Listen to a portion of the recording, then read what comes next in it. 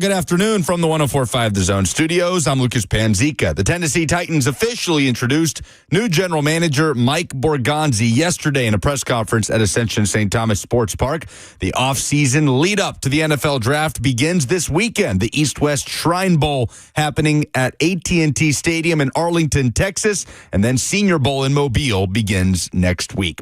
In NFL news, the Jacksonville Jaguars have fired general manager Trent Baalke after announcing that he would be retained at the end of the regular season following the firing of head coach Doug Peterson. And the New York Jets have their head coach and Lions defensive coordinator Aaron Glenn. He returns to the place that drafted him in the first round in 1994. After a dramatic comeback victory over the Sharks 2 nights ago, 7-5, the Preds hit the road for a rematch with San Jose tonight. That's a 9:30 p.m. puck drop. Preds looking for a season-best fifth consecutive win. For all your foundation repairs and waterproofing needs, visit USSTN.com. Breaking news at once on your home for the Titans and Vols. This is 104.5 The Zone.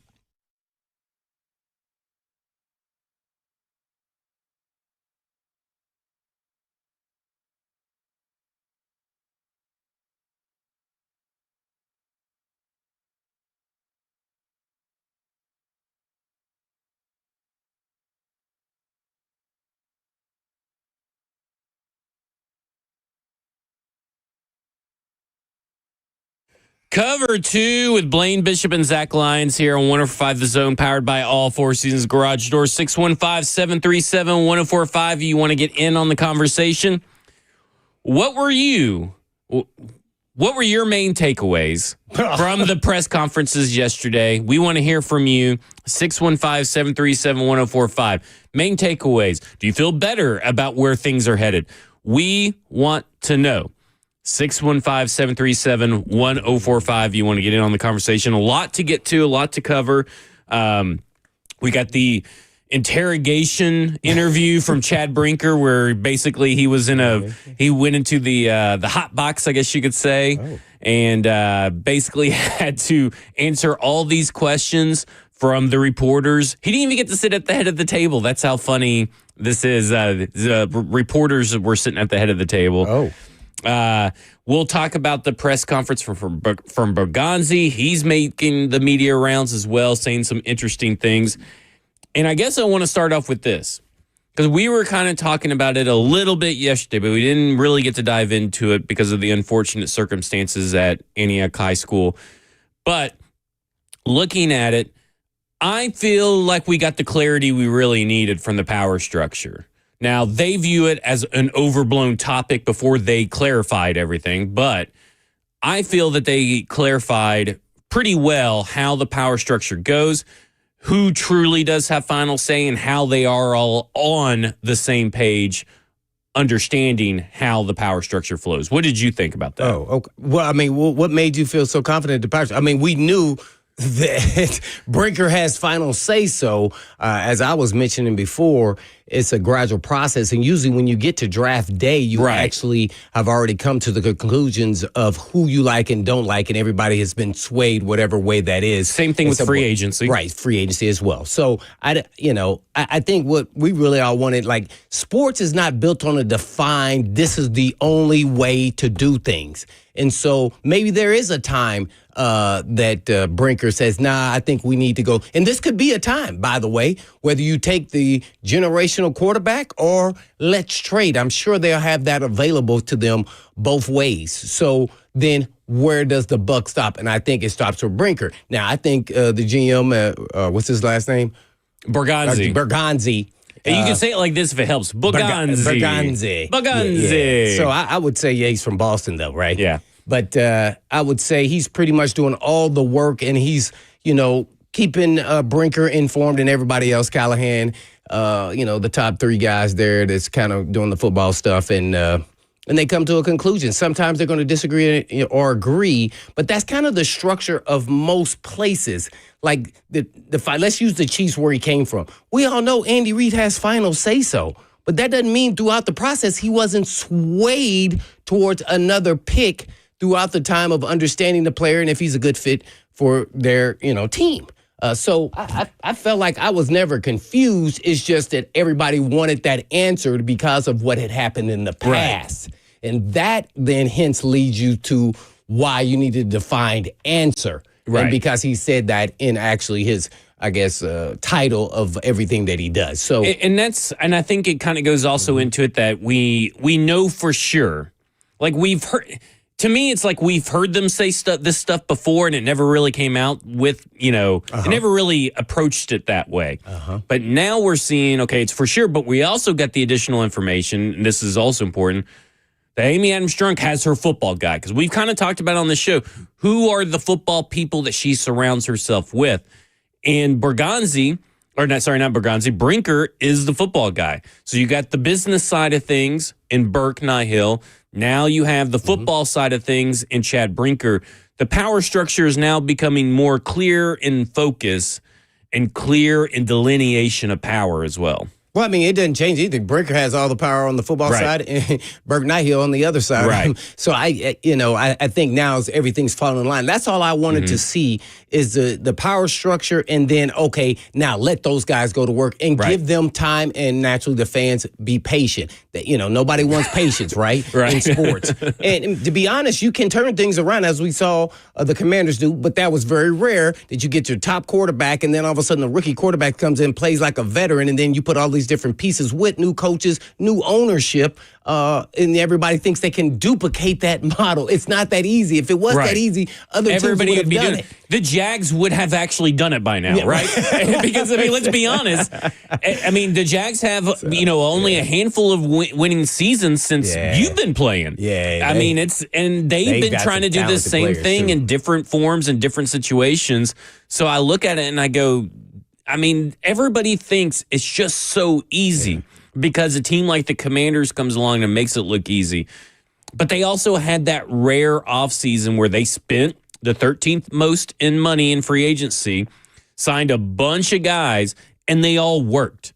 That very rarely happens as well. And they had a really good draft class, 9 people drafted. 8 of them had played almost all 16 games in the regular season. Again, rarity. We had to stop. 17, yeah. Well, they there was a few that didn't make it to the 17 mark. So to me, I look at it and I go, you cannot look at the exceptions and consider them the rule. Right. And that's what fans love to do. Because you saw it, maybe you didn't, but people who are on Twitter a lot, and me probably way too much, saw every Titans fan saying, this is why you draft a quarterback. Look at what Jaden Daniels has done and blah, blah, blah, blah, ignoring everything around it. And to be honest, we're going to talk a lot about the generational quarterback prospect or generational prospect thing that has been overblown. We're going to talk about the draft picks that they said that they want over the next 3 years. We're going to talk about all kinds of stuff. But I felt like for everything they have said and done and some of the bad processes that I have bashed them for and some of the ways they've gone about delivering their message, I walked away yesterday thinking clear understanding of also not just the power structure, but why they feel the power structure is overblown, and a clearer understanding of the actual process of by the time, like you said, the free agency rolls around, the draft rolls around, it's all been done. The work's been done. You let the board speak to you. You look at the board. You guys have already said it. They're not messing with the board the day of the draft. You get what I'm saying? Moving prospect, from round 1 to round 2, unless something big happens. Like why do you think Brinker had to do the separate closed door interview only with tweets? I guess I wasn't there, neither were you, but I know you've read the transcript. Why do you think he thought he needed to do that? Okay, so there's 2 prevailing thoughts. One, that he's not a very good public speaker, which we kind of saw when he was reading his prepared statement. Not a strong public speaker. Stumbled over his words in the statement and everything. Oh, he did? Yeah. In the opening statement of the Mike Bergonzi presser. Oh. Yeah, where he's reading Isn't that what he's got to do for that position? That's part of taking the shots from whatever the owner doesn't do. You're going to take the shots. That's what you get paid to do. That's one of the duties. I will say this. Doing the pressers he was more comfortable in the second part where he would step in for Mike Bergonzi and talk about it. It's more the reading part. So there is a little bit of a difference. I can talk all day long. Sometimes I stumble reading a promo or something like that, reading the words. So I think that's where it comes into it. The idea, though, is that he didn't want to take away from Mike Bergonzi's moment. So I have two issues with this, or really probably three issues. Here's my issues with it. Number one, you've had 2.5 weeks to have this kind of press conference, right? So you fired Rand almost 2.5 weeks ago. If you didn't want to take away from the next GM, maybe have that presser earlier. Mm-hmm. Okay, so there's step one. Step two is if you don't want to take away from the Mike Bergonzi presser, why didn't you at least do it Tuesday? Why are you doing it the day of? Because guess what? You're taking away the Mike Bergonzi presser. Like, you are taking the heat, and the focus is on you.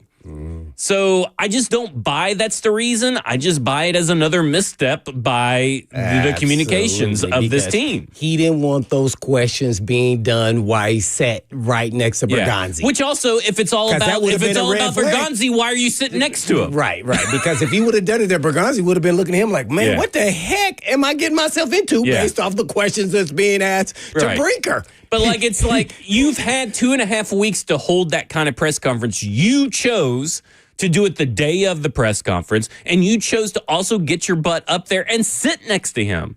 You didn't have to be up there at all on the stage. And then when he was asked questions, here comes Chad Brinker walking around to grab the mic and say, well, this is what we're doing. This is a question that I'll handle. And I thought that was weird too. So to me, I'm just like, and also I don't buy that we want to take the mic. I completely agree with you. But on our way back, thoughts on Miss Amy not being there. I got thoughts. We'll talk about that, Miss Amy not being there, and the continued ridiculousness of this franchise. This is Cover 2 with Blaine Bishop, Zach Lyons, here on 104.5 The Zone.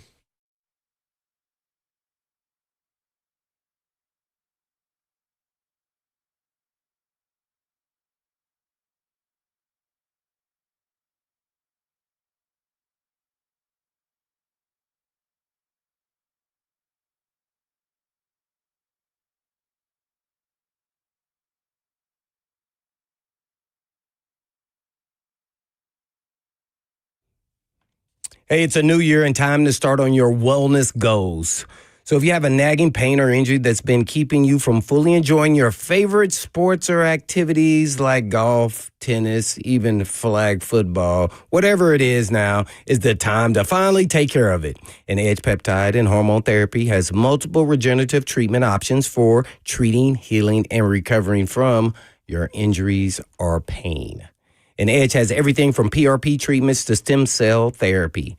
Edge focuses on your body's natural ability to heal, and the ultimate goal is to always avoid surgery if possible. Reduce joint pain and inflammation, promote tissue repair, and even improve mobility and function, just like they did for my shoulder. And the new year should be about healing, and Edge is here to make that happen. So call Edge for a comprehensive consultant to create the perfect treatment plan for you at some of the most aggressive pricing you'll find in the area. So spend the month restoring so that you can thrive the rest of the year. All you have to do is go to edgepeptide.com, online, of course, edgepeptide.com, or you can just give them a call at 615-724-1878. That's 724-1878.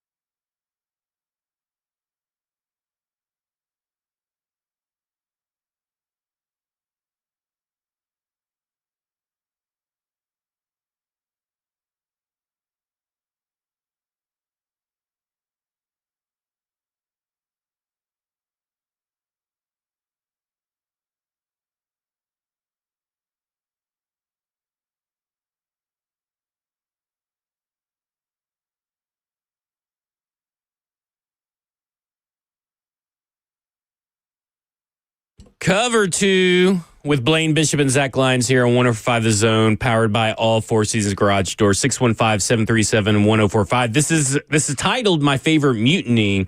Was that played on purpose, Jackson? Or are you trying to have a mutiny behind the glass? No. If I played it on Buck's show, that would be the case. Gotcha. But can either of you guess what television show this is the theme song for? Ooh, I should know this, but I do not know. Blaine?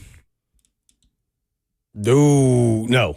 It's the HBO Los Angeles Lakers show Winning Time. That's where Great it's show. from. Canceled way too soon. Yeah, for sure. Winning Time? All right. I don't remember that show. Well, speaking of winning time, is Amy Adams Strunk only going to show up when it's winning time? That is the question that everybody's been asking. That's a professional. Thank you. Professional transition right there. Oh, watch this. I'm going to give you a little nugget. Okay. Why that sounds so fitting.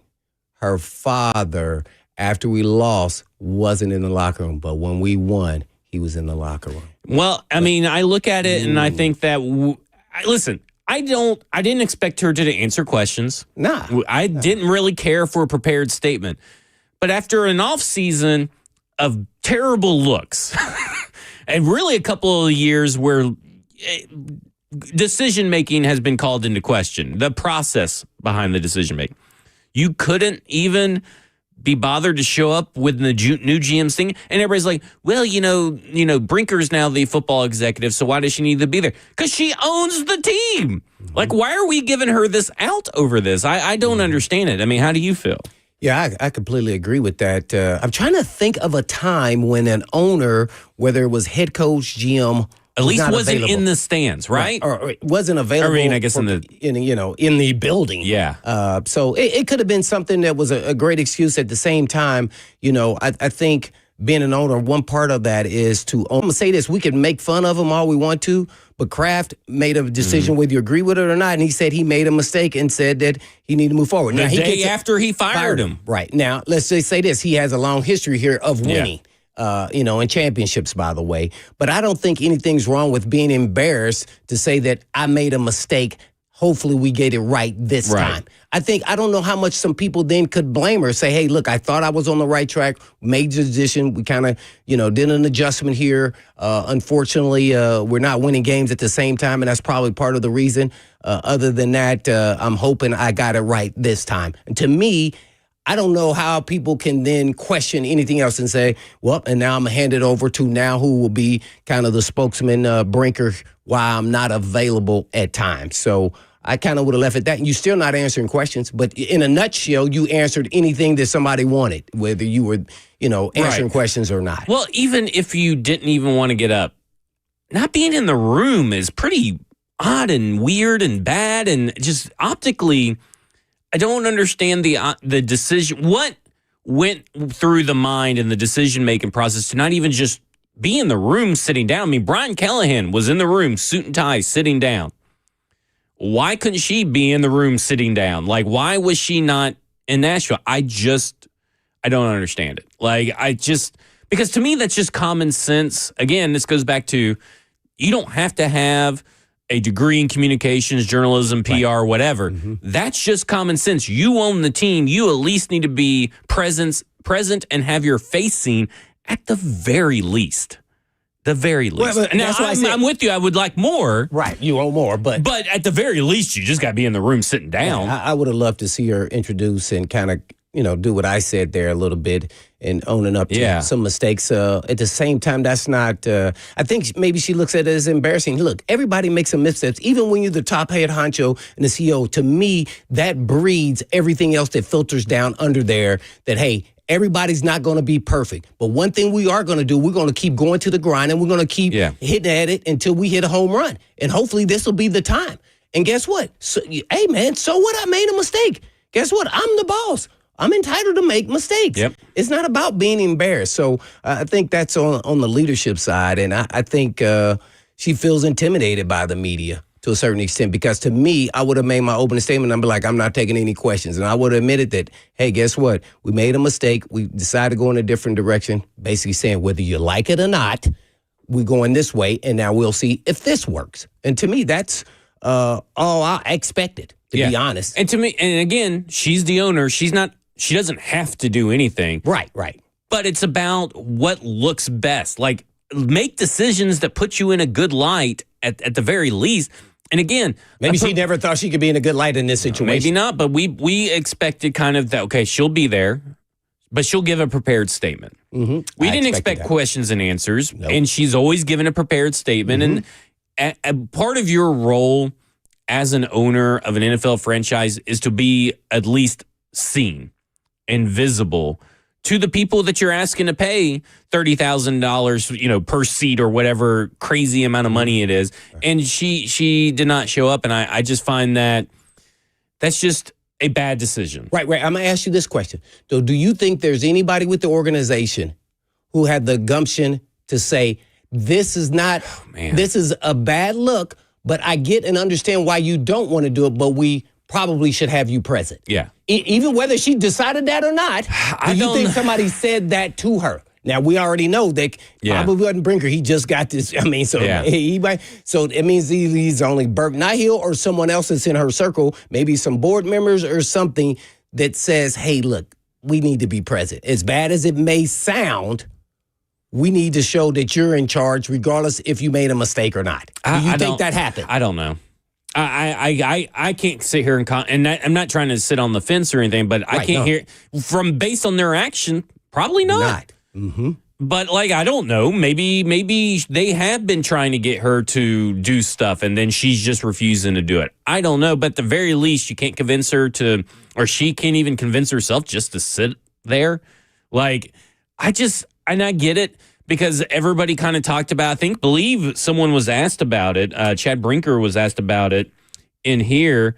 And if I could find it. On Amy Adams Strunk empowering Burke Nihill and Chad Brinker to speak for her and why fans should stand for it. He says, I mean, like you just said, she has empowered Burke and myself to speak on her behalf. He handles the business, and that kind of gets cut off for whatever reason. And that's the goal. The goal is to win it. Yeah, blah, blah, blah. Okay, that's on why Amy Adams Strunk won't speak. I don't have any answer for that, is what Chad Brinker said. Right. Because she should be speaking, at the very least, so be there. I mean, that's just where I'm at. I assume no one's going to tell an owner that, hey, man, this is... no one has the security in themselves, also in their job, to say, hey, this is going to look bad. I just want to inform you. Yeah. This is going to look bad from our part. And if someone asks us a question, this is how we're going to have to be able to respond. I just don't. To me, this is just common sense stuff when you're the owner. And it's just, again, it's hard to tell billionaires, millionaires what to do. Right. And when they need to do it, because they think they know everything. And that's a real thing. There's people that make $30,000 that think they know everything. You know what I'm saying? That's where I think that you could become even more likable if you're an owner. Now, naturally, everybody likes her already, but if you come down there and talk about I think she's lost a lot of goodwill that she built up. We made some missteps here. I'm trying to correct them to the best of my ability. And to me, I think some people be like, okay. We had a lot of strikeouts, but we still got to keep stepping up the plate and swinging for the fences. Yep. You could have came out with something to that effect where it kind of softens the blow of us going down the line and nobody standing out there clapping for, like they did with Rand. And I know that was a historical moment and that an African-American was a GM for the first time in the organization's history. But at the same time, you're supposed to be present for the new GM or a new head coach or whoever it may be. So hopefully there was a huge or big excuse there. But, man, I don't know, man. I would have moved it to make sure that I could be there for us. I mean, she's got a private plane. At the very least, she could be in the crowd. I mean, that's just where I'm at. I mean, at the very, very least. And that's why I find it wholly unacceptable that she wasn't even just present. You just made a big hire after making a big fire, and you're not going to... So you just going to sit there and don't say nothing? Listen, I'm just saying at the very least, I'm with you. The best path forward would have been for her to do a press conference. But the fact that she couldn't even do the bare minimum raises questions. That's where I'm at. Let's go to your phones. Let's go to Josh, who wants to talk about the GM. Josh, you're on with Blaine and Zach. Yeah, so I was just calling Chad Brinker, if he had the final decision, was it his decision to let A.J. Brown and Derrick Henry go? And if not, why didn't he stop it? Because look what they have done when they went elsewhere. Their next year just showed out and had phenomenal years.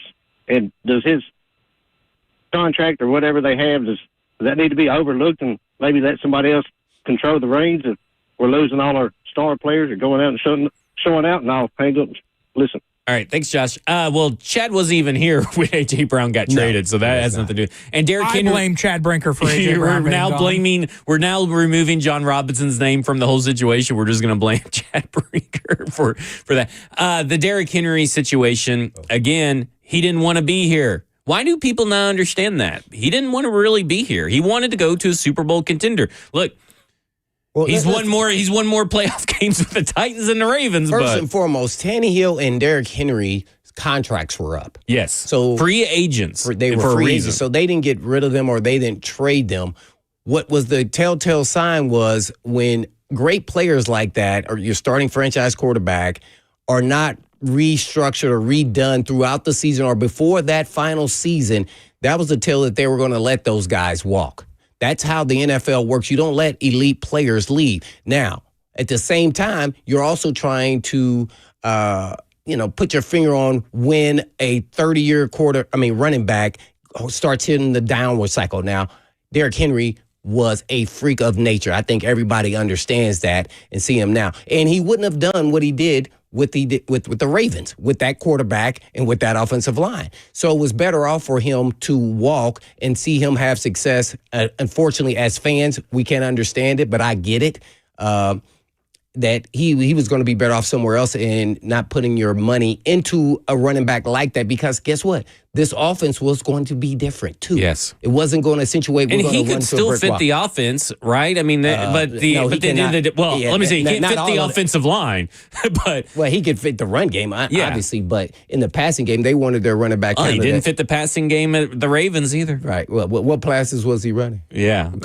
Screen passes? Yeah, the screen passes. And, he had that one, the Lamar Jackson underthrow that was, he had to go down and try to reach in the snow, but they took him out in 2-minute drills. They took him out in passing situations when they became behind, just like he was here at Tennessee as well. Under Vrabel's crew. Not Callahan's crew. And it'd probably be the same story, but worse offensive line equals worse production. Yeah, he wouldn't have had the production. Now they want to give him an extension, right? Right. So my thing, this whole. Are we going to be talking about A.J. Brown and Derrick Henry in 2034, 10 years down the road? You know what? And I understand why. It's because they're having success other places. Now, they weren't going to pay A.J. Brown enough money for him to stay here with only throwing him the ball 5 times a game. They go, we'll give him $30 million for 5 balls a game? They go, no way. No way, no how. That's not a good investment. That's what they thought. Yeah. And Derrick Henry's contract is up. We want to give a 30-year running back, 30-year-old, an extension. How far are we going to go with this at the top of the market with our offensive line? We're doing a disservice to him. How about letting him go and go where we want to? Especially during the season, they could have traded him to, actually, it was the Ravens, according to my sources. Yeah. Yeah, exactly. He wanted to be at the Ravens. He wanted to go to a Super Bowl contender. It was he there is Dallas. A free agent. Yeah. He has to be willing to sign the offer that is given to him. And we don't really know if there was a big difference of an offer between what he and the Ravens had on the table. And listen, if it's the same offer, I'm taking the Ravens deal if I'm Derrick Henry. Yeah, no doubt. And, by the way, I can't recall, but I don't remember too many other teams involved in signing Derrick Henry. Exactly. Here's we all know how good he is, but there was hardly any interest. He wanted to go to the Cowboys because that's where he trains and does everything. They weren't even interested. Jerry Jones like, it was never a call. So I look at it this way as well.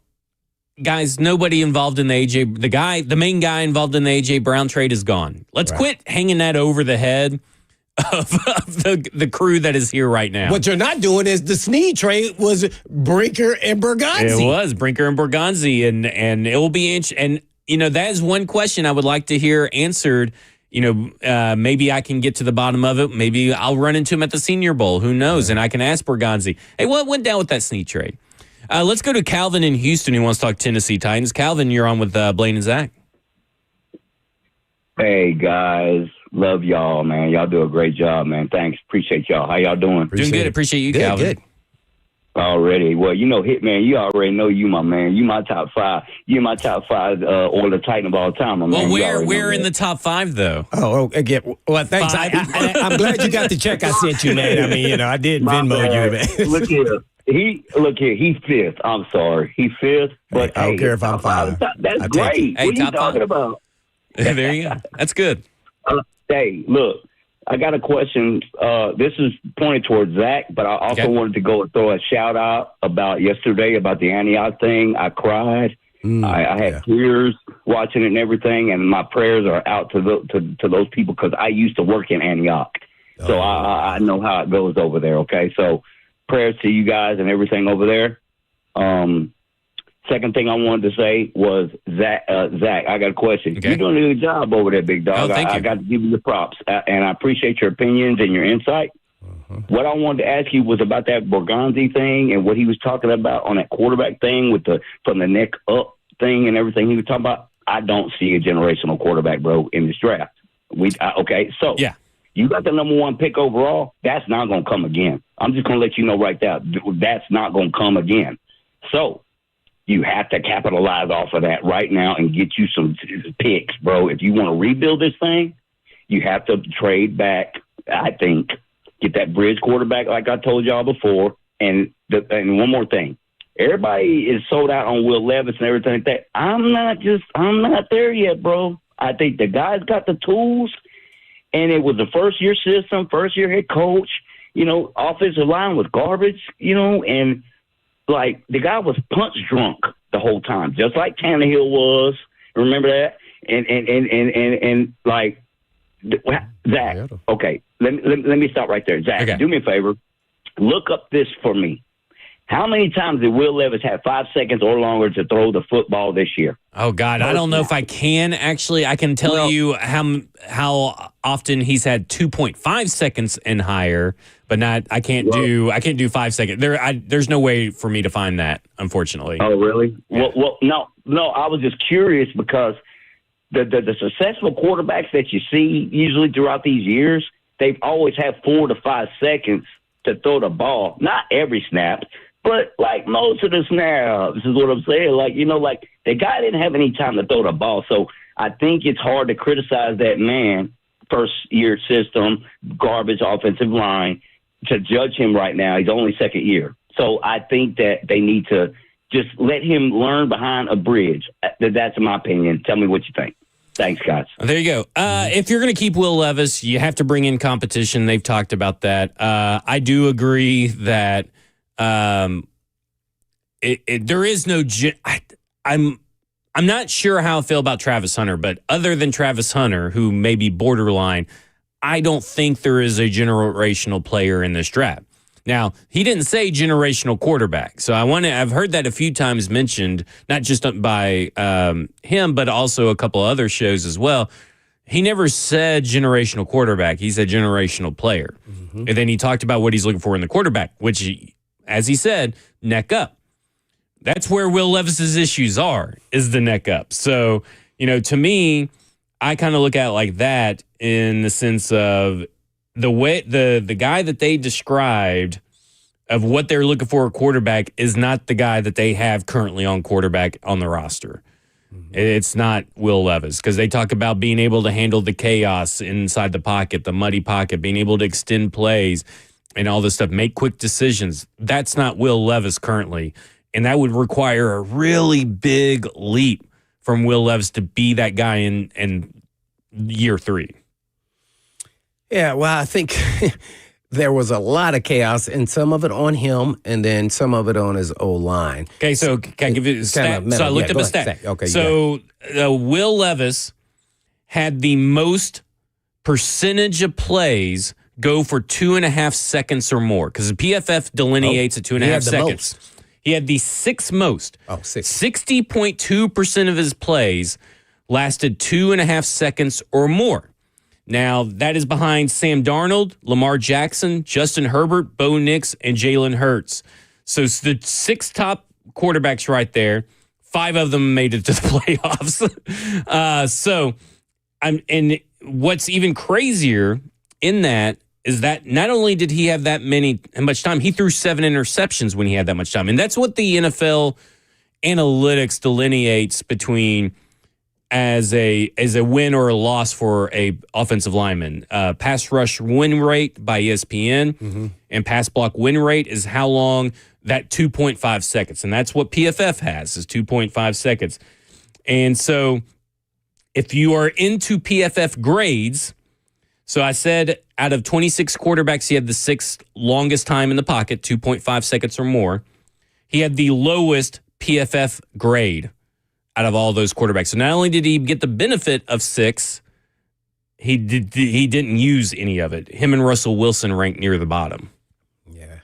And the main thing I take from that is he didn't understand where his outlets were, Right. or he tried to. Because you see that with Jaden Daniels. Yes, you see, it's almost like they can throw it blindly because they've been practicing so much, because they understand the time clock and then who they're looking for based off coverages. So maybe he misreads coverages, and that's why he holds on to it a beat longer.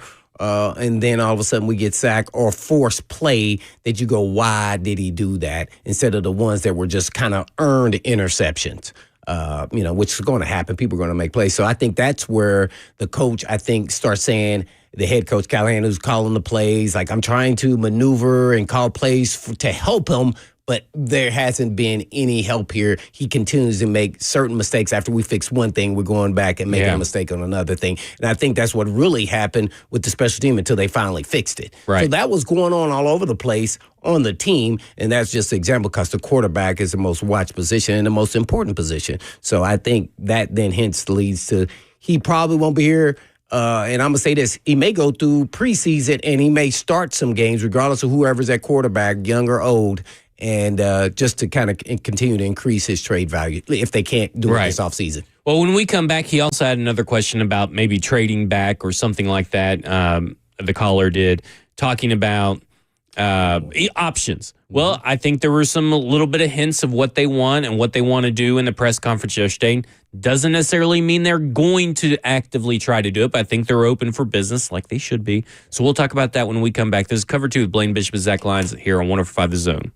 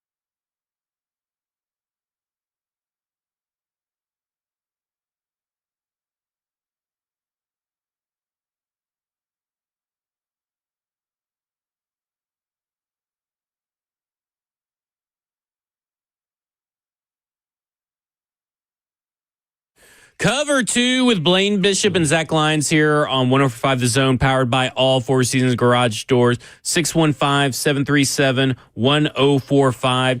And we've been talking about the draft, talking about free agency and all that stuff. And I got a lot of thoughts on everything that they've said. But they did talk about trying to get 30 picks, 12 in the top 100 over the next 3 years. And they currently have 8.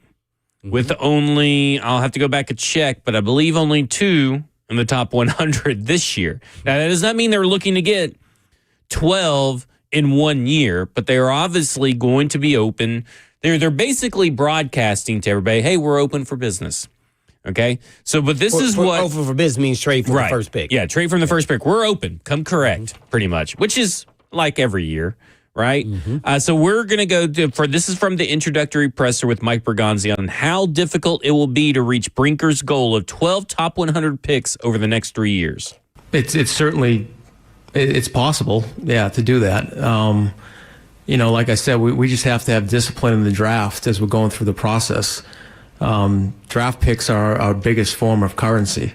So when there's opportunities to trade back to collect more picks, we're going to do that. So that's always the goal, to try to get as many picks in the top 100 as you can. So there you go right there. Now, he, talking about Brinker, that's been one of his big things.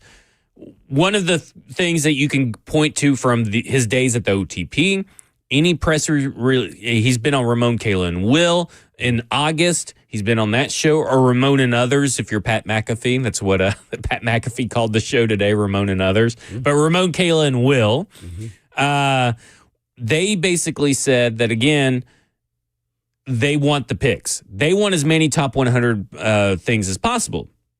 So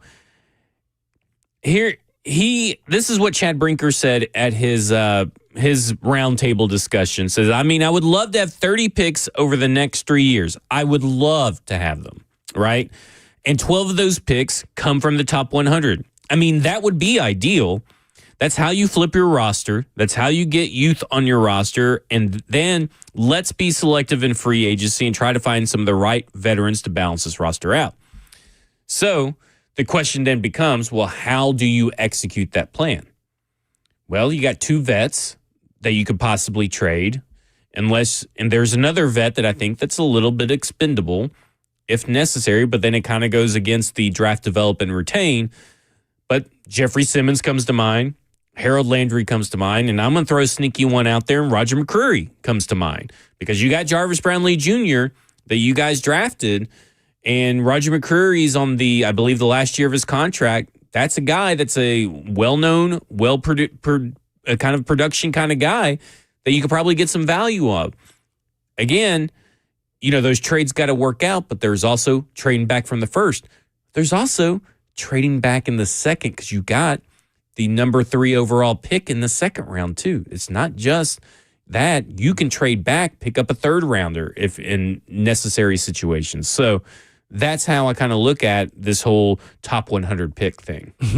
Yeah, I think those are things that you talk about when you're in the scouting department, especially when you're the GM.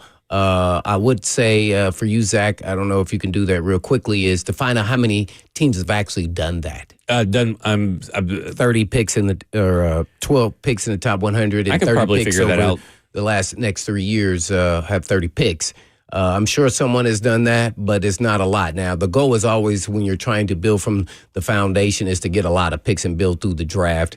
And hopefully you measure it up with some veteran players that are already in the league, and then you kind of hit dynamite and they all kind of work together, and you're never in a position where you have to start from the ground up. That's what they're starting to do now. So I can't take him literally for what he's actually saying. I get what he's saying. Because he says it's ideal. Everybody else is taking it to a literal step. But if you go to the transcript... Right, see, we got to do the transcript. You got to do the transcript. He says that's ideal. I would love to have this. Right. And I don't blame him. I would love to have that too. Right. See, so that's what I'm saying. He's just kind of more projecting of what hopefully could happen in a good situation with some trades here, but I don't know if that picture will ever happen. But all I care about is this year's draft and what is his thought process here on this year's draft, and that would be probably, if he wants to collect draft, picks, whether it's in the first round, second round, try to trade out or do what you said, trade some valuable veterans. And if you want to build from the ground up, knowing that you're going to have to be patient and that this thing is supposed to time up, hopefully, when you get into the new stadium. So a lot of new young players, but sometimes you have to let go of players, as we've seen before. Derrick Henry, to name a few, Right. sometimes you have to let them go to continue to build, because you can't go anywhere even though they're elite level players. So, yeah, I'm interested to see when he goes to work, what happens here. I'm not based off of a press conference where you're, Right. all canned kind of answers and get you all excited for nothing. I'm all about that action now, man. There's nothing that they could say to me at this point in time to say, oh, everything is, good and dandy. Well, let's see. We shall see. I want to give a fair shot, and let's go out here, draft some guys, get some free agent, and let's see what it looks like, the product looks like on the football field. Yeah, winning the press conference is a lot different than winning games. Yeah, no doubt. I mean, that's just where it's at. Now. Like, I'd never, if you look at Brian Callen, fantastic at press conferences. Oh, yeah. Did not win 3 games this year. Mike Vrabel, terrible at press conferences. Because I remember when a few people in the media, when Mike Vrabel got hired, they were like, well, this guy's going to fail because he was terrible at press conferences. He doesn't tell us anything. And so, and then he won some games, won some seasons. Win the playoffs and stuff. You can't call him not a winner. And so, again, press conferences don't mean crap. Yeah. It's about the product on the field. And listen, I'm not telling fans that can't have hope. You guys have hope all you want. But we got to keep it real. Yeah. We got to see it. We got to see their free agency plan in action. We got to see that they draft guys that they describe as, I guess, Titans way. Because we're going to talk about a lot of this stuff. We're going to talk about free agency. We're going to talk about what Chad Bergonzi. I'm already shipping them. Mike Bergonzi said on Ramon Kayla and Will this morning, which dropped some nuggets of what he's looking for. We're going to talk about what he said on 3HL and all that kind of stuff. Good job by both those shows. We'll do all that next, and we'll get to your phone, 615-737-1045. Steven and Quentin, we're coming to you next. This is Cover 2 with Blaine Bishop and Zach Lyons here on 1045 The Zone.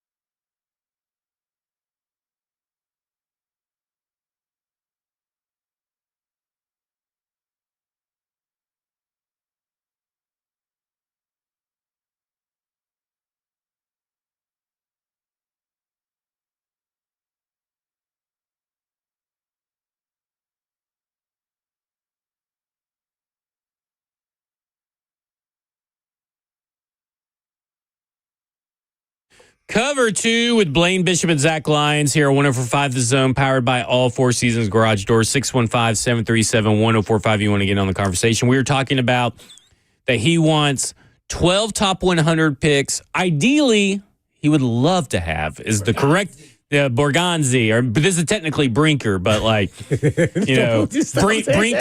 Lesnar wants this. And Brock so he says that they're looking to ideally they would love to have 30 picks over the next 3 years and 12 of those being top 100. So I did a little digging, not enough to answer your question in full how many teams have been able to do this. But I've looked at the 2024, 2023, and 2022 draft of the Chiefs and the Packers. The Chiefs had 9 top 100 picks, 24 overall draft picks. So they didn't quite meet that threshold of 12 and 30. However, the Packers had 13 top 100 picks over the last 3 years and 35 total picks. So they hit it. Now, here's the caveat, and this is why people have to understand this. They traded Aaron Rodgers. They traded Devontae Adams to pick up those picks. Yes. You don't have an Aaron Rodgers and Devontae Adams level of, I guess, opportunity out there, right? Because while you do have Jeffrey Simmons and you do have Harold Landry, there's not many teams that are looking for a defensive tackle and a edge rusher that can barely get you double-digit sacks. Right. So at the end of the day, you could still get top 100 picks for him. I think you could still get a first-round pick for Jeffrey Simmons. And I think you could get a top 100. It may be 99 or 100, but it's still top 100 for Harold Landry. So at the end of the day, those guys have to go. And you have to figure out, there are examples, because they were used yesterday, Blaine, as they were named. I'm really commend Harold Landry and Jeffrey Simmons for the effort they put in last year. Those guys represent your draft, develop, and retain guys. And people are like, well, that means they're not trading them. No, they represent, they're examples of draft, develop, and retain. They've already gotten paid. They've already been retained. Tennessee Titans paid them that money.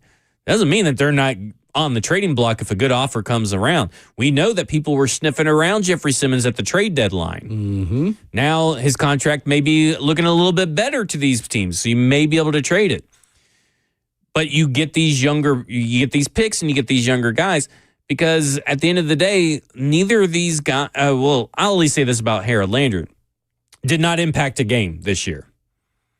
I mean, there's not a game you can look at and say, man, that guy really tore up shop, really changed the trajectory of this game. Jeffrey Simmons, at least you could point to certain games like that. But when you lose a lot playing injured too, by the way. Yeah, playing injured.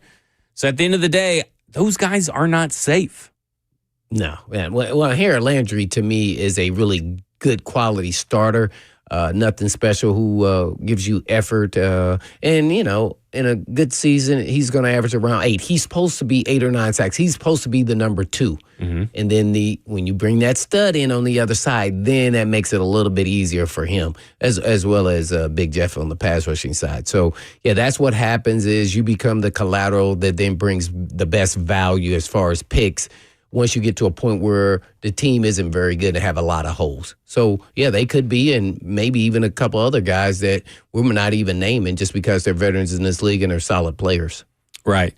And that goes into the free agency process that they kind of talked about as well. We'll get to all that too, but I want to get to your phones. Let's start with Steven, who wants to talk about the offensive line. Steven, you're on with Blaine and Zach. Hey, guys, love the show. Appreciate it. Thank you.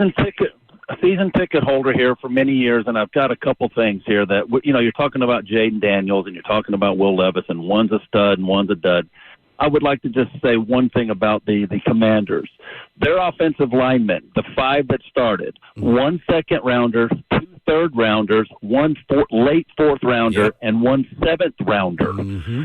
Their draft capital, and look how good they are.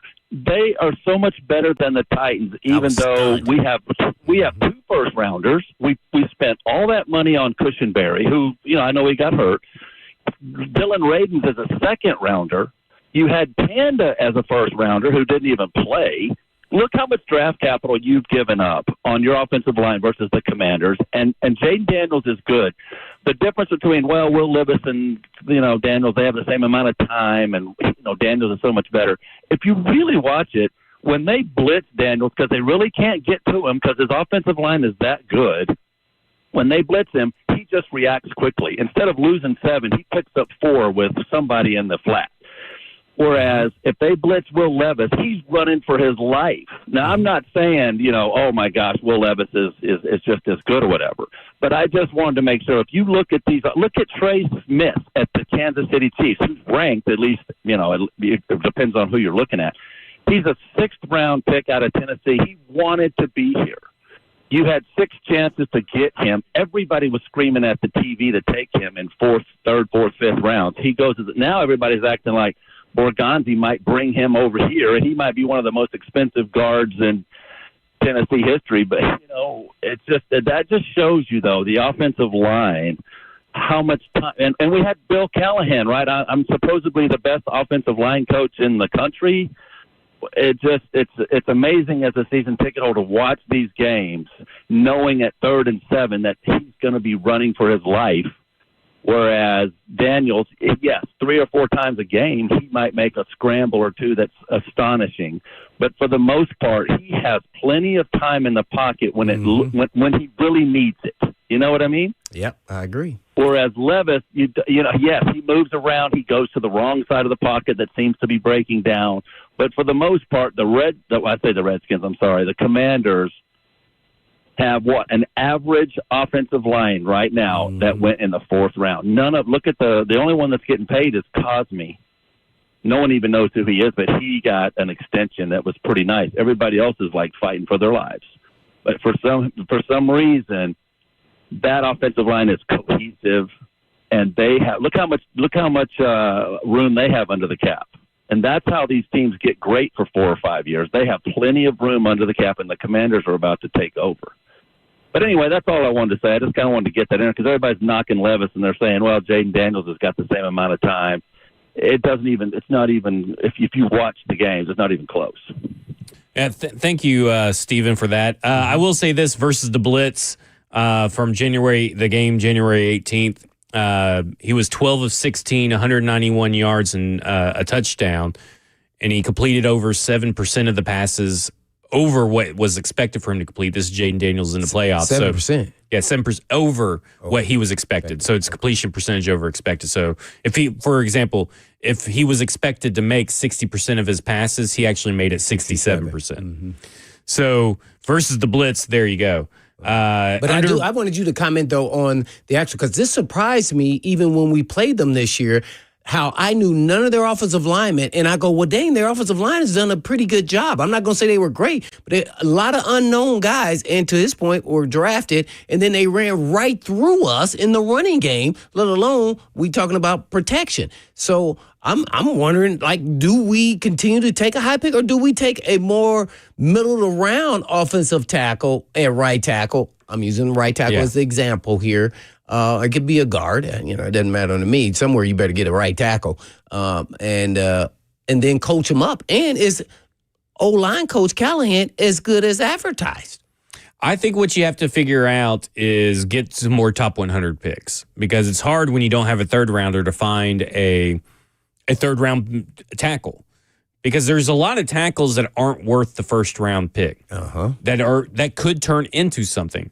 I think the plan would be, if I was a betting man, you have the former Chiefs general manager, and if Trey Smith does not get paid by the Kansas City Chiefs, I think that I would say the odds of him signing here would be astronomically, in favor of the Tennessee Titans. Oh, yeah, I think they were. I mean, we all have to know that he was projected as a 1st rounder, him going 6th round, because he had the blood clotting. Yeah. Had nothing to do with his actual But the reason ability. why, when you really look at it, we were talking about, top 100 picks and everything. Nicholas Petit-Ferrer is a top 100 pick of the Tennessee Titans. Dylan Radins is a top 100 pick of the Tennessee Titans. Isaiah Wilson, a top 100 pick of the Tennessee Titans. 3 top 100 picks wasted. And that puts you in a hole and puts you in a bind, and they kept on trying to go with Nicholas Petit-Ferrer. I'm just not I think that you'll find out that was going to be one of their biggest mistakes and biggest regrets of the 2023 offseason was sticking with Nicholas Petit. And there's where I have my problem. How did all of us in the media know that was not the last 2 years he did not look very good, especially towards the end of the year. I think it goes back to I can fix. I see what the problem is. I can fix it. And I also think that it's also a mix of what's available in free agency, not having enough draft capital to maybe even take but hold that. on. What's the backup plan? There were veteran, bounce left, right tackles out there that you could get for, $3 million They went or whatever. with Leroy Watson and Jerron Christian. Which were Callahan guys. And all this kind of stuff. Like one got cut and one quit. It was a mess. And it was, I think this goes back to what the theme of this entire press conference is. Every stop, whether on the radio, in private, in person, a disciplined approach to free agency. The discipline has been said everywhere. It's almost the new collaboration at this point. Which it sounds like they were just shooting a shotgun at free agency last year and at the draft and just trying to hit their marks. But, at the end of the day, we're going to talk about what they said about free agency. We're going to go to Mike, Chris, and Connor. Just hold up on the line when we come back at the top of the next segment. This is Cover 2 with Blaine Bishop, Zach Lyons here, 105 The Zone.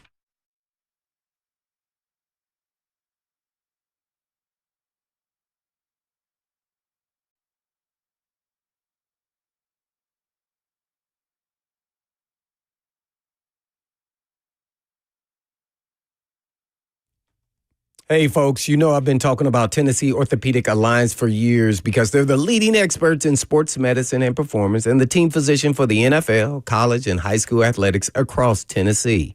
And TOA provides sports medicine coverage to more high school and college sports teams than any orthopedic group in the state of Tennessee. They have 29 locations throughout the state and over 100 physicians throughout Middle and East Tennessee to take care of all your musculoskeletal needs. And TOA has 11 urgent care locations with walk-in availability 7 days a week. They offer direct access to sports medicine and performance, physical therapy and nutrition, personalized rehabilitation plans to enhance mobility, reduce pain, and improve overall physical function for patients recovering from injuries or surgeries. And TOA also offers sports performance training, a specialized program designed to enhance athletic performance and provide tailored training solutions for athletes at all levels, even Jackson. So please check out TOA.com. Yes, that's TOA.com.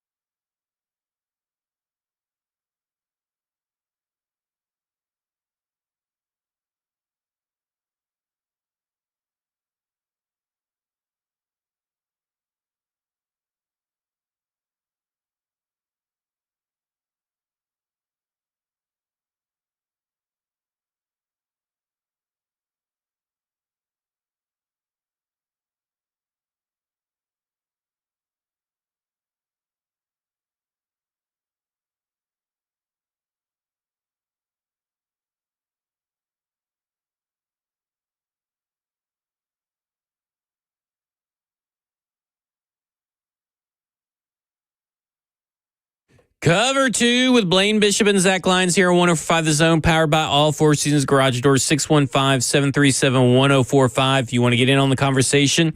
And we're going to go to Mike first, who wants to talk about the Tennessee Titans. Mike, you're on with Blaine and Zach.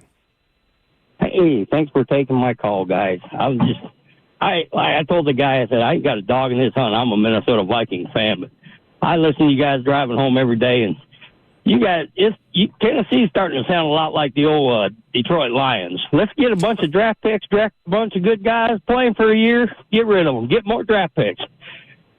Hey, I'm with you, Mike. I told my 2 years later, get a new one. Yeah, there you go. I'm with you, Mike. I told my wife is grown up a Lions fan, and she goes, I feel your pain.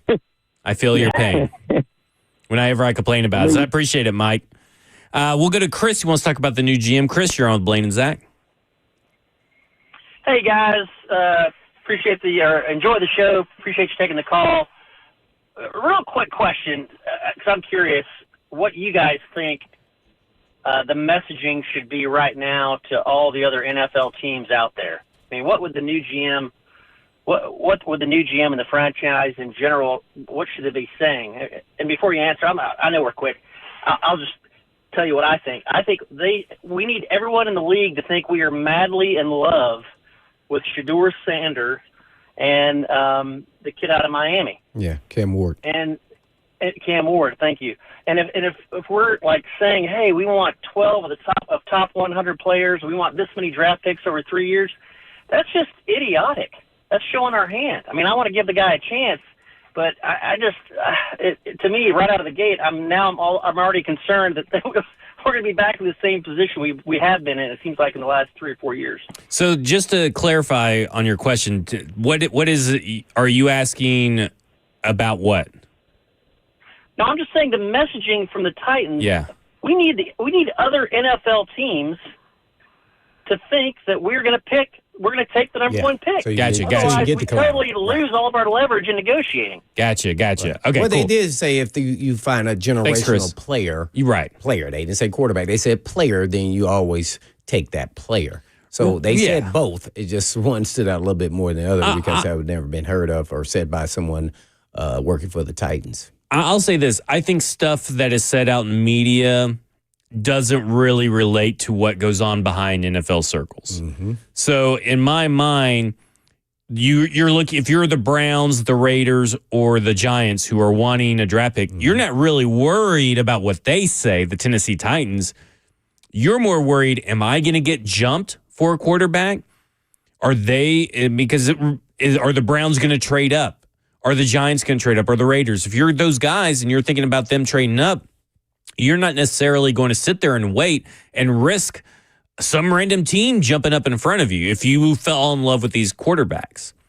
So, again, what's discussed among the NFL teams and ownerships is a lot different than what's said out here, because we've already seen, Borgonzi said, I mean, as soon as I got the job, it was congratulations. What about that first-round pick?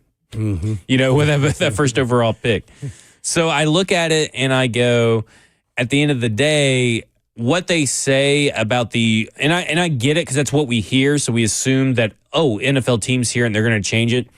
The NFL teams are operating more insular, I feel like, than what the media says. Because that's why you hear all the time NFL execs say, well, our big board doesn't match up with their big boards. None of these guys' big boards are rarely ever anywhere close to an NFL team's big board and how we build it, because everybody has different needs. And if you're the Giants at number 3, you're more worried about, well, if the Browns need a quarterback and they take my quarterback that I want, then I need to jump in front of them to get that. And so I'm going to call the Titans.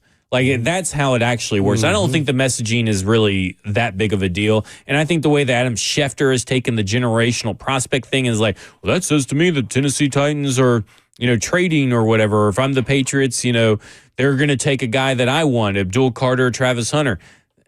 They're not saying that about the 2025 draft. They're saying, they're giving you their overall philosophy, their overall draft philosophy. You have to understand that everything said yesterday is in regards to overall philosophy, not exactly what they're going to do in 2025. Is freaking January, not even February yet. We haven't even had the combine. We haven't even had All-Star game. And guess what? Mike Bergonzi has not even been watching quarterbacks because he has a quarterback. Yeah. Well, and I think also Bergonzi, didn't he say that this is the time where everything that comes out is probably not something you want to believe? Right. Including, he said, social media. So whatever direction they go. But as of now, not unless you're in love with one of the quarterbacks, do you take them at number one. If not, then you trade out. That's kind of how I view it. They could love somebody and I may not. I've looked more and more at Cam Ward, and he is getting close to being a really special. I'm kind of with you. The more you get on there, you start watching him more and more. You say, okay, I think the sit down interviews and how much he can find and still yet be him in the NFL level without doing some of the, I'm gonna call them ding dongery things that you can't get away with in the National Football League. It's hard until you actually take him there and get him in a game. But yeah, he's definitely his arm talent, and he seems like got the moxie and the confidence. And what he did even in that 1 year there with the U, and he was a transfer from Washington State. I know Kayla always talks about him and really impressed with him, but me watching him more and more, man, he's got that air of confidence about him that he brings to a team. So that's going to be interesting to see if they decide to go with that pick or do they trade out because they have so many holes on the team to get it to competitive. So it's interesting though, because we've kind of talked about this idea. What happens if so-and-so loves Shedeur Sanders and so-and-so loves Cam Ward? Mm-hmm. So it's kind of interesting. Today at A to Z Sports, Easton posted another clip, another article talking about where he has a 90-minute sit-down interview that will be released in full tomorrow. Yeah, with the head coach, Brian Callahan. Mm-hmm. And today he talks about what are his non-negotiables, like the nervous system, which is a word that Mike Bergonzi kind of used and Chad Brinker used too, but like what are his non-negotiables when it comes to a quarterback? He goes, Brian Callahan says, I quote, "There's three things that I always look at, and it's decision-making, timing, and accuracy. That's quarterback play in the NFL." Okay? So to me, right there starts what he's looking for, right? And you have to be able to, when those moments come where you have to throw the football and sorry, what'd you say? Got Brinker on the disagreement. Okay.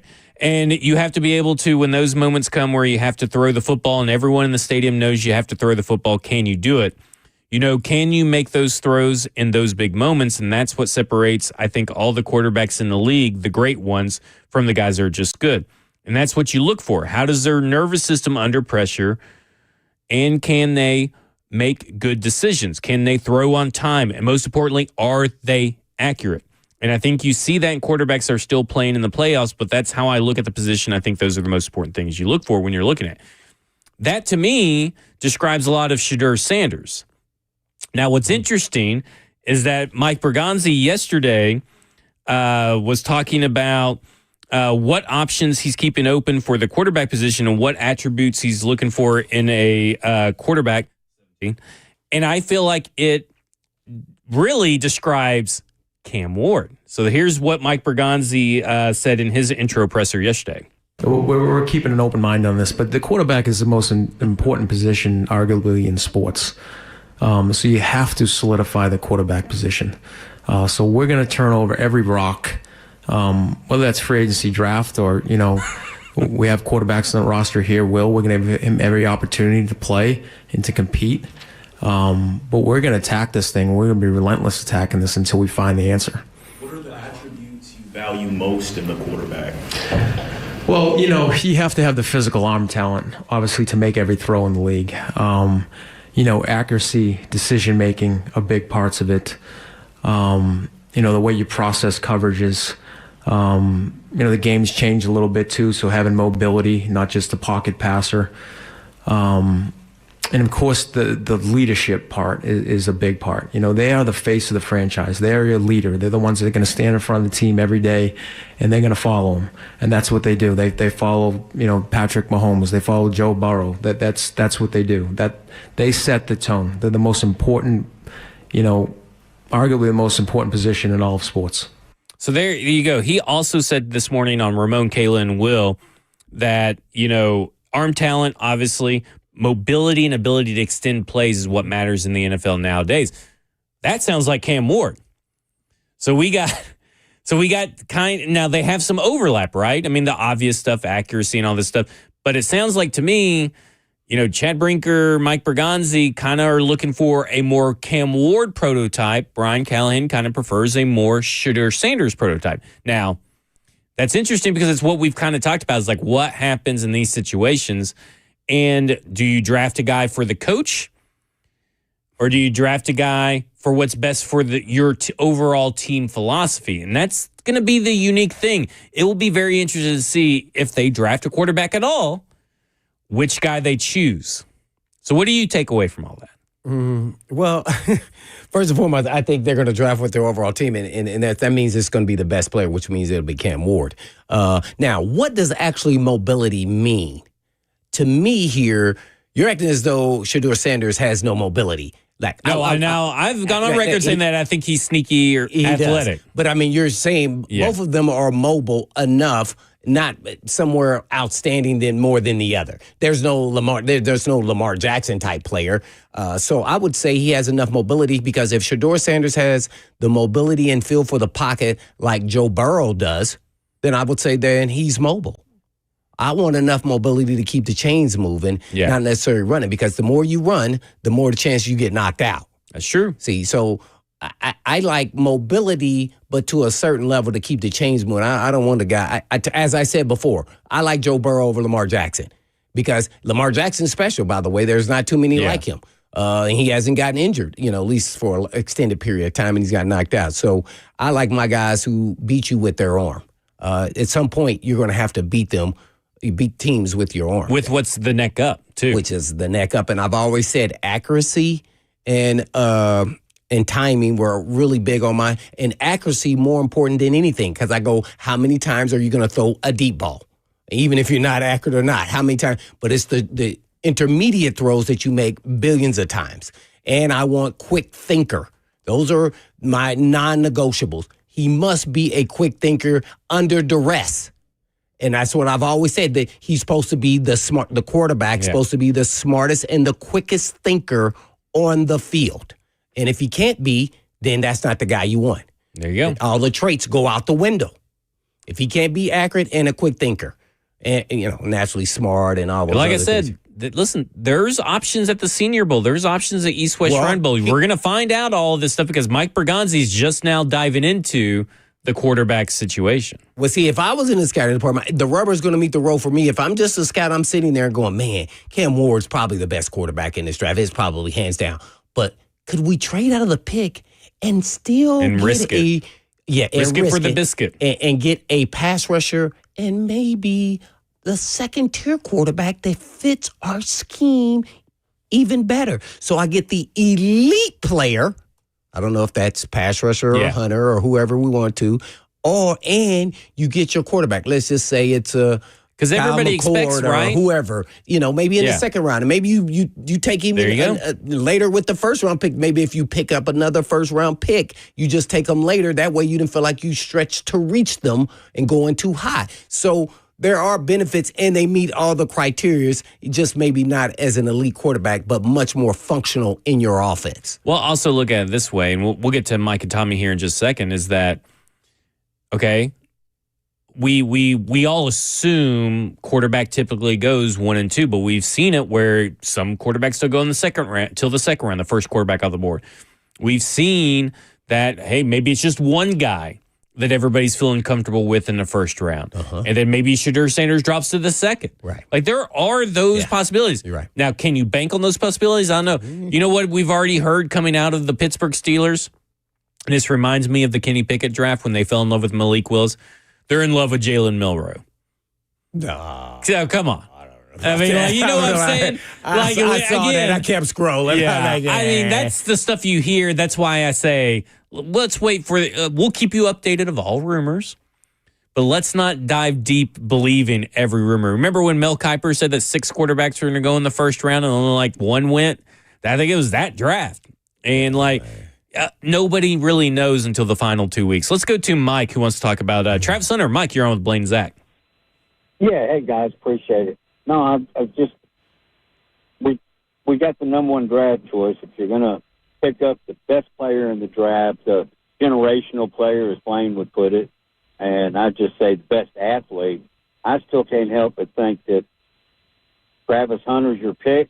But other than that, heck, trade the pick to get a few more down the line, and you can still fill in a bunch of gaps. But they can get a good quarterback out of the free agency. But I think I saw nothing out of Sanders or Ford that I really cared about. Gotcha, Mike. I appreciate it. Listen, Travis Hunter, the possibilities are endless because this is a new regime or new GM, supposedly a new philosophy. But if you were, like you said, if you were to draft Travis Hunter and you're the Tennessee Titans, you'd be playing him at wide receiver. Then you would have Travis Hunter and Calvin Ridley right there. That's pretty good, start to whatever. So you like him at happens. receiver too? I like him at receiver for this team. That's where he brings you the most value for this team. I don't know if I think that he reaches the same heights as he would as a corner, but also I don't think he's generational. That's very important. At either? No. At either. I think he could be elite at cornerback, very good at wide receiver currently. I haven't finished on my tape studying yet, but that's where I feel right now. Which very good at wide receiver could still mean 1,200 yards, right? That's pretty good, but you may not be elite. You may never be getting close to those Puka Nacua, first year kind of numbers, but that helps this team still. Again, not generational. This is why I want people to get that word out of their mind. There's not a generational prospect in this draft. There are very good blue chip players, but there's nobody that's generational. Yeah. I want to say, and I was just referring to quarterbacks, but as far as generational, I don't know who that may be until they actually get into the league. All I know is Hunter is an exceptional athlete. And sometimes if you're splitting up duties like he did in college, it's really hard to tell which one he'll be really good at because cornerback is more technical. And he is so good, he lapsed on his technique at times because he's resting out there. And then I saw him get beat a few times. So I think his impact easily would be more on the offensive side. Now you have to polish up on the route running and everything else. But in the meantime, I think I would want to ask him, what position do you want to play? When I ask him that, I'm asking. Are you going to force him to pick one? Yes. Okay, because I think he'll probably first say both, and you're going to have to say no. No, you got to pick one. You got to pick one. And I want him then to tell me, because that's important to a guy that's of his stature to me. Okay. You got to want him to be able to buy in that this is the route we're going, and you got to believe that you can get there. Now, I think if you're putting on a list of important positions, and I've kind of learned this over the way, even talking to Nagy, the cornerback used to be up there. I think wide receiver has moved up ahead of cornerback. So you tell me, do you think the importance, naturally quarterback is one, offensive tackle, defensive end, pass rusher is number 3, then who is 4? Wide receiver or cornerback? It used to be cornerback. Now I think it's wide receiver. And we've had different people on who've kind of convinced me that wide receiver is more important than cornerback. You can get away with having a good quarterback. The market says that it's that way. Man, that's tough. But I would say, looking at the teams, so Chiefs, they don't have either. Yeah. To be honest with you, they don't have a number one. They got the best. Trent McDuffie is the problem. Is really good. So they got the better cornerback than better wide receiver. So then we're going to Terry McLaurin. I don't know if I can name you one of the corners at the Commanders off the top of my head. No, I definitely can. So Terry McLaurin. So there's one cornerback, one wide receiver. Eagles, they got both. But they got 2 big-time wide receivers, but they're not really using them right now. Darius Slay was the guy making the plays. That's the playoffs, but I would say they view, and if you really want to think about it. They have 2 receivers. Let me go to the Eagles real quick. When people talk about the offensive line, they build from the outside in, the Eagles do. Now, has that resulted in a Lombardi trophy, but it's resulted in a lot of success. All their offensive linemen are 7th rounders, 3rd rounders, 4th rounders, 5th rounders, stuff like that. they go for the big time wide receivers first. They're telling you they place an emphasis on both, but they have a guy that can develop them. All those, and then the Chiefs play the Bills. Corner, they don't have either, really. I guess Khalil Shakur, who was drafted in the 4th round, is the best wide receiver for the Bills. They have elite tight end. Yeah, Dalton Kincaid. Yeah. But who's their big-time corner? No. Yeah. See? So And maybe that's why you're right. I think it's gone that direction. In my era, yes. But here over the last, I would say, 5 or 6 years, I think that's kind of changed. Oh, yeah, it's Marshawn Lattimore, who that was a bust of a trade so far. Yeah, with the Commanders. With But the Commanders. He's at the end of the he's of elite. Yeah. Right. He's just a good corner now. He's just a good corner. When we come back, we'll close out the show with Dick and Tommy here on 104.5 The Zone, powered by All Four Season Garage Doors. Cover 2 with Blaine Bishop and Zach Lyons. That's going to get clipped here on 104.5 The Zone.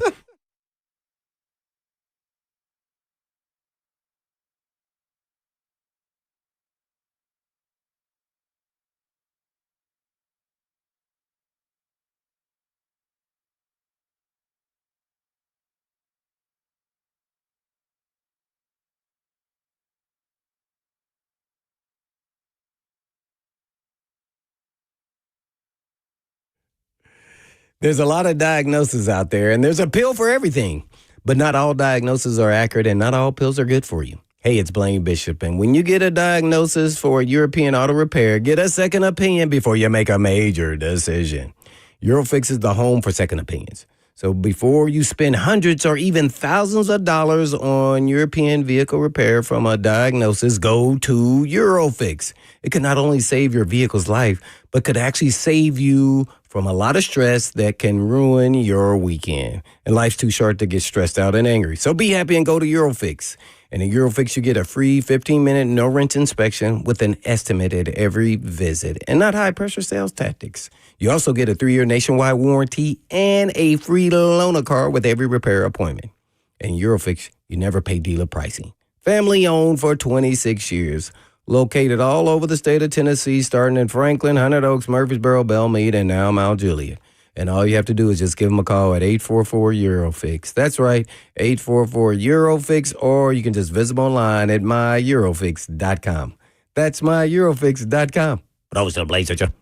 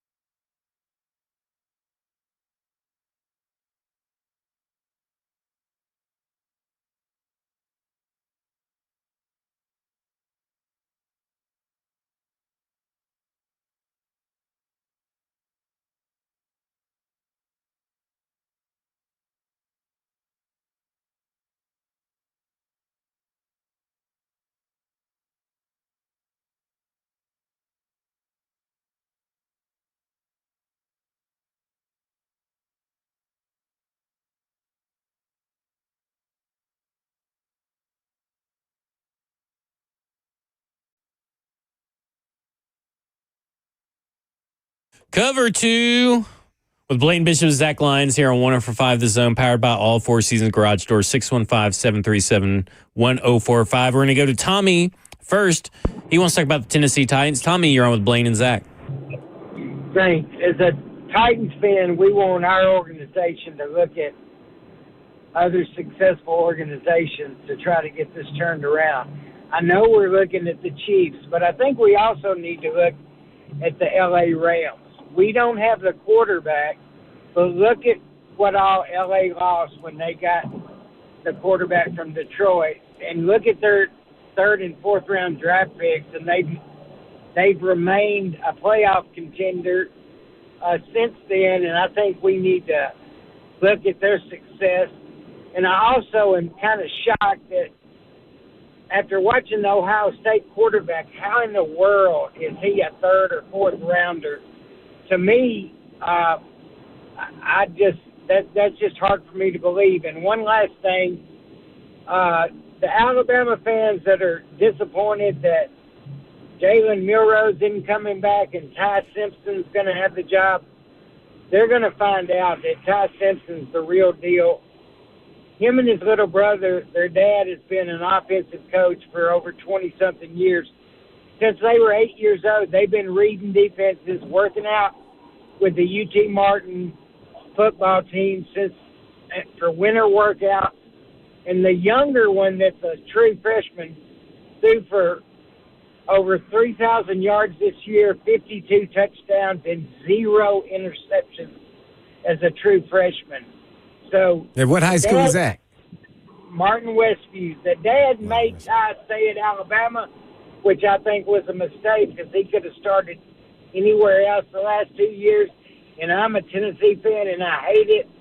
But Ty Simpson's the real deal, and I think next year's going to prove it.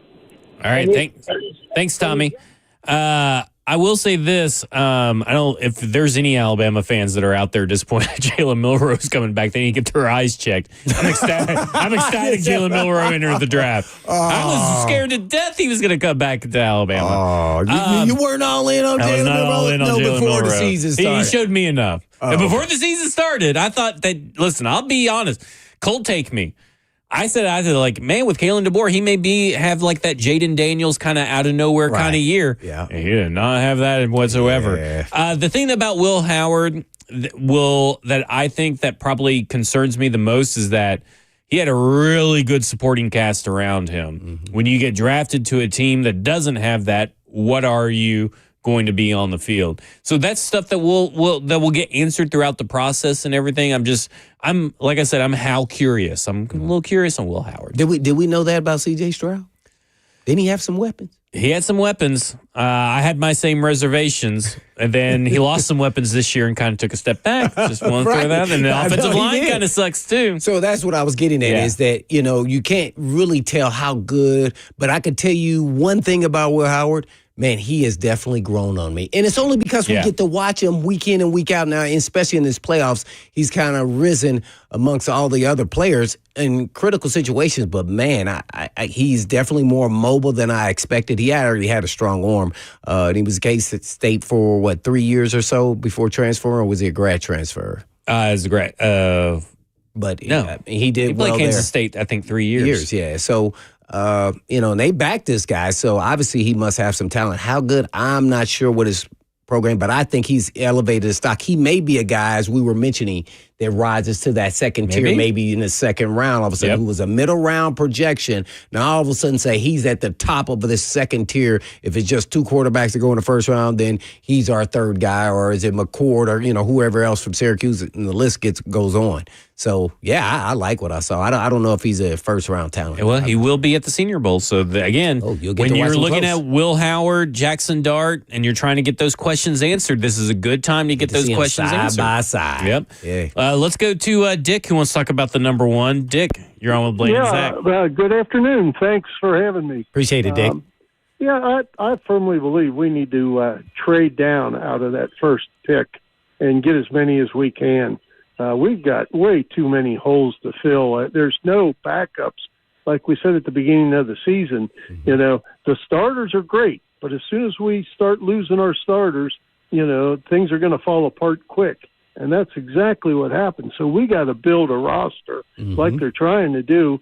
And heck, if we trade down, we can pick up a quarterback. If our coach and our new general manager is supposed to be so good at picking out talent, they could develop a quarterback that they get maybe in the third or fourth round that wouldn't be under any pressure and could sit for a year and learn the system. And we could go that way. Yeah, I mean, I'm with you there, Dick. I will say this: he actually talked about a little bit about that.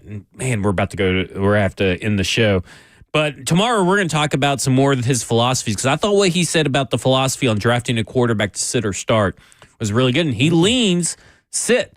Now, again, that doesn't mean the first overall pick technically gets to sit, but he does lean that you see instances around the league where a quarterback gets to sit and learn, then come in later, and it really works out. But the number one overall pick is a little bit different. I know. But hence Mahomes, who was the 10th pick, maybe? 10th or 11th pick. Yeah. When they had Alex Smith at the time. So that was the perfect picture. You don't have that same picture here. Currently. Yeah. See, that's the thing. Listen, everybody loves talking about the draft. You guys got to remember, free agency before the draft. And Borgonzi talked about it on Ramon Kelly Will this morning, in the sense that, hey, we kind of look at the big picture. This is how they should do it. We see, okay, what position are we not going to be able to fill in the draft and that we need to fill in free agency because we have that hole, and vice versa. What's not available in free agency that we are going to have a position to fill, and what has an abundance, a surplus in the draft. That's how you guys got to start thinking.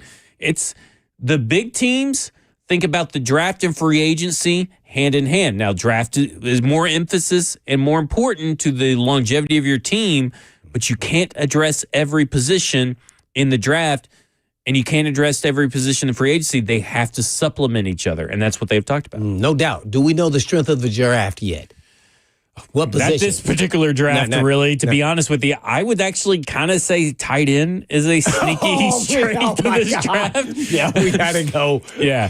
I mean, there's a lot of offensive line depth, but not high-end talent. Defensive tackle. Again, you don't need a defensive tackle unless you trade away Jeffrey Simmons. But there's a lot of defensive tackles in this draft. But that could also hurt Jeffrey Simmons' trade value. See? See how it all works? Yep, that's right. That's how it all works. And we work together very well. And we're going to be back tomorrow. Cover 2 with Blaine Bishop, Zach Lyons here on 105 The Zone. Thanks for everybody calling in. Remember, tomorrow is a Fan Friday. We'll also have Jordan DeJaney on tomorrow to go around the NFL and preview the playoffs this weekend. The AHL's up next. But in the meantime. And in between time. Peace.